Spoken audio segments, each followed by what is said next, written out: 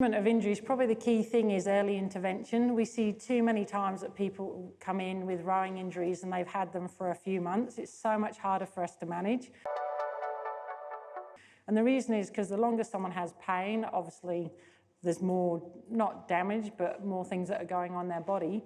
But also what you have to realize is muscles will actually change under pain. So if someone's got pain, the way they move, the way they actually recruit their muscles changes. So the longer this has gone on, there's more adaptive things going on, and they'll actually have different movement strategies. So we have to break all those down and actually work on those. Whereas if we catch someone early, it's really only the pain that we have to deal with, not all these compensations that they've developed as a result of the pain.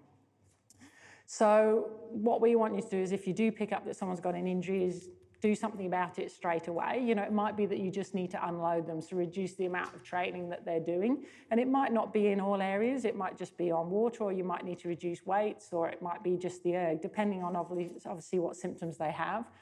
The other thing is to consult a physio or a doctor. The reason this is important is because if they do need medication, and yes, there's a lot of stuff in the press that anti-inflammatories do nothing for low back pain, but they do if they're used with the right person, and that's where you need someone with medical training to actually know when it is appropriate. And they can be highly effective in the right athlete at getting that pain to settle really quickly, especially if we unload them.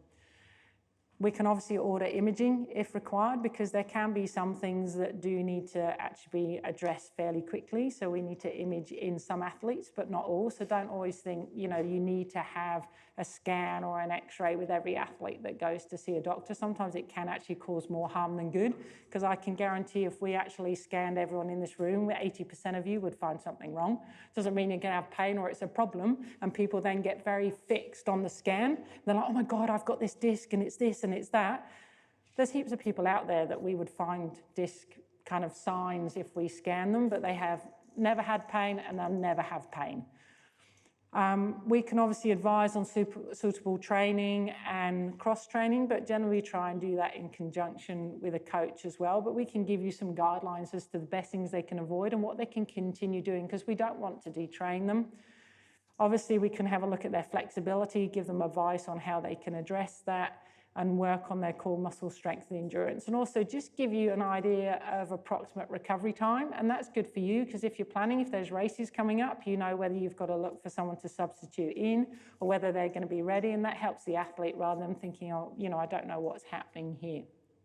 At Decent Rowing, our goal is to get world-class rowing information into the hands of everyone. One of the easiest ways to do that is through our email list. We send out tips and tricks on rowing on a regular basis. If you want, you can sign up. As a sign-up bonus, you get 21 of our best rowing videos, including beginner and advanced rowing videos. We've also chucked in a couple of basic training programs and a training piece.